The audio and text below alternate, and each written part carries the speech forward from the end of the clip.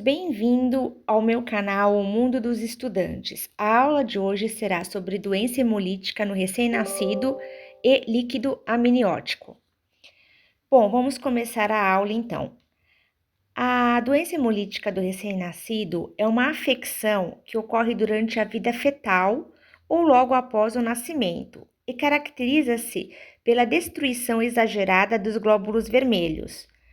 Em consequência dessa destruição, o organismo fetal ele reage hiperplasiando sua medula, levando a uma reticulocitose e eritroblastose. Bom, agora eu vou explicar um pouquinho sobre as formas clínicas dessa doença. Clinicamente, ela é evidenciada por anemia, icterícia, hepatoesplanomegalia, que é o aumento do fígado, acompanhado ou não de hemorragias e perturbações neurológicas. A gravidade da doença, ela vai variar desde uma anemia ligeira até a morte intrauterina, dependendo do número de glóbulos vermelhos que vão ser destruídos. Acredita-se, né, que a causa mais importante da morte intrauterina seja a insuficiência cardíaca decorrente de uma anemia extrema. A icterícia, ela não ocorre na vida fetal, porém significa uma grande ameaça após o seu nascimento. Essa icterícia, ela surge do acúmulo de bilirrubina nos tecidos do recém-nascido, já que a bilirrubina fetal era conjugada pelo fígado da mãe através da enzima glucuronil transferase que o recém-nascido não possui.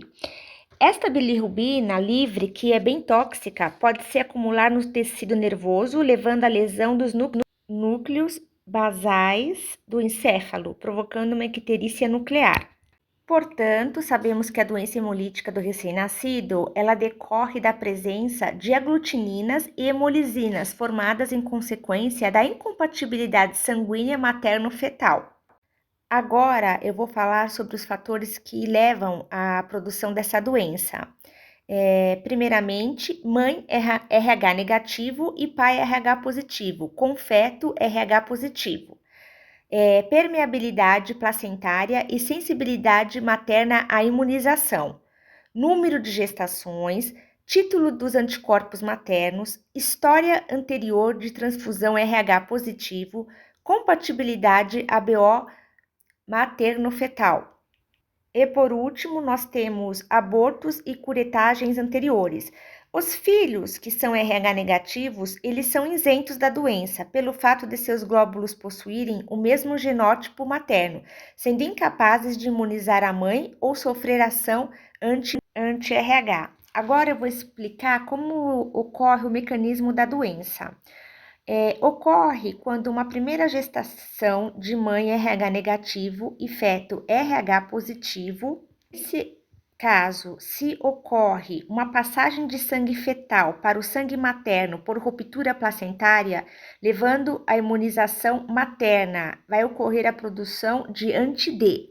Porém, essa sensibilização materna não atinge ainda um grau suficiente para provocar a destruição dos glóbulos fetais numa primeira gestação.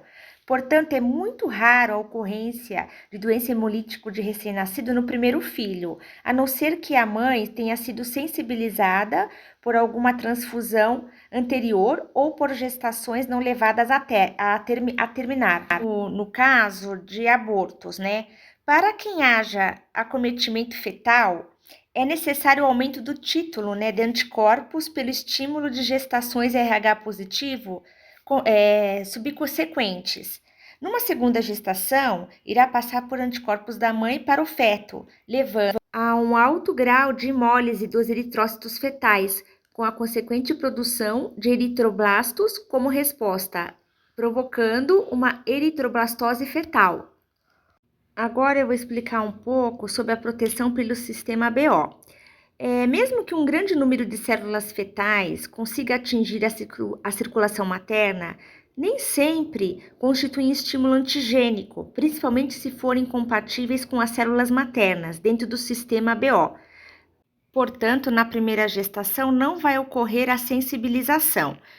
Se a mãe for do tipo O, ela possuirá anti-A e anti-B. Caso o feto seja do tipo A ou B, quando suas células passarem para a circulação materna, serão rapidamente destruídas e removidas do vaso para a metabolização hepática, ficando assim os antígenos RH impossibilitados de acesso ao sistema imunocompetente. Por um outro lado, né, se as células forem ABO compatíveis, levarão à imunização materna e, ao se tornarem inviáveis, serão sequestradas pelo baço, que é um órgão imunocompetente, levando à produção de anti-D. Se uma mãe RH negativo dar à luz a um filho RH positivo e apresentar o TCI negativo, devemos administrar o Rogan, que é um concentrado de gama-globulina humana e atua como anticorpo anti-D, impedindo a imunização materna por ocasião do parto. A administração do Rogan é feita com TCI negativo até 72 horas após o parto por via intramuscular. Bom, em relação ao diagnóstico do recém-nascido, quanto ao quadro hematológico, vamos ter uma diminuição do nível de hemoglobina inferior a 10 gramas por DL, uma diminuição do número de glóbulos vermelhos abaixo de 300 mil por milímetro cúbico. Os esfregaços revelam policromasia, anisocitose com macrocitose, presença de reticulócitos e eritroblastos.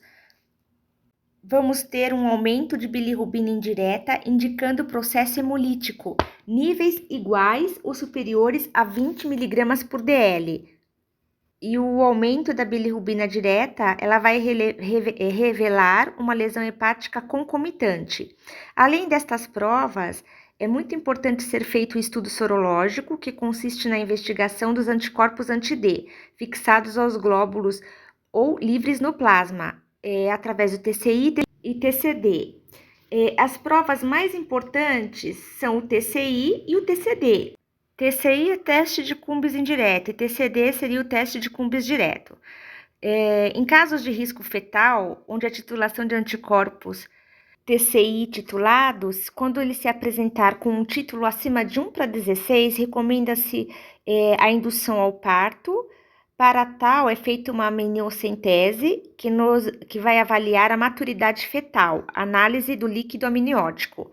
Pode ser feito também uma transfusão intrauterina, é feita nos casos de risco fetal com imaturidade. Neste caso, o sangue é administrado em útero, escolhendo-se o sangue do tipo O negativo, via peritoneal. Em ambos os casos, o tratamento deve ser acompanhado de uma exossanguínea transfusão, que tem as seguintes finalidades: restaurar a função cardíaca normal e corrigir a anemia sem expandir o volume de sangue, remover os glóbulos sensibilizados, remover a bilirrubina presente, evitando a sua deposição nos tecidos, e remover os anticorpos maternos da circulação do recém-nascido. O sangue a ser administrado deve ser RH negativo e ABO compatível, sendo a preferência dada ao sangue do tipo O, glóbulos O e plasma do feto. Bom, vamos falar agora um pouquinho sobre o líquido amniótico. Ele tem sido usado não só no diagnóstico da doença hemolítica do recém-nascido, como também para caracterizar outras doenças fetais, incluindo problemas teratológicos, genéticos, endócrinos e infecciosos. O líquido amniótico, ele constitui a porção de líquido que está dentro do saco amniótico, que se origina dos tecidos embrionários durante a primeira semana de gestação. Ele tem como função atuar como coxim hidráulico, protegendo o feto contra traumatismo. Ele também possibilita os movimentos fetais, impedindo a aderência do feto às paredes da cavidade amniótico. Favorece o equilíbrio térmico e hídrico.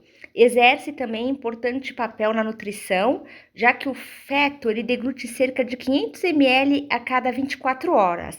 E também auxilia na expulsão fetal devido à sua viscosidade. O volume de líquido amniótico vai aumentando progressivamente e no final da gestação a cavidade amniótica contém em torno de 0,5 a 1,5 litro de líquido. O volume do líquido amniótico ele pode aumentar em caso de gravidez gemelar, em diabetes mellitus, fetos volumosos ou malformações. E a este fenômeno damos o nome de polidrâmino. Porém, se o volume estiver abaixo de 400 ml, damos o nome de oligodrâmino. É o caso de fetos doentes que engolem maior quantidade de líquido. Nos fetos jovens, o líquido amniótico ele é incolor e cristalino, tornando-se opalescente e grumoso à medida que o feto amadurece. As colorações amarela, esverdeada, vermelha, etc., são indícios de sofrimento fetal, morte ou doença hemolítica do recém-nascido. A amniocentese é uma técnica que permite o diagnóstico de hipermaturidade, de sofrimento fetal, de doenças metabólicas e estudo da cromatina sexual das células de descamação para determinação do sexo e malformações congênitas, e também para detectar anormalidades cromossômicas. Ela consiste na punção e posterior análise do líquido amniótico.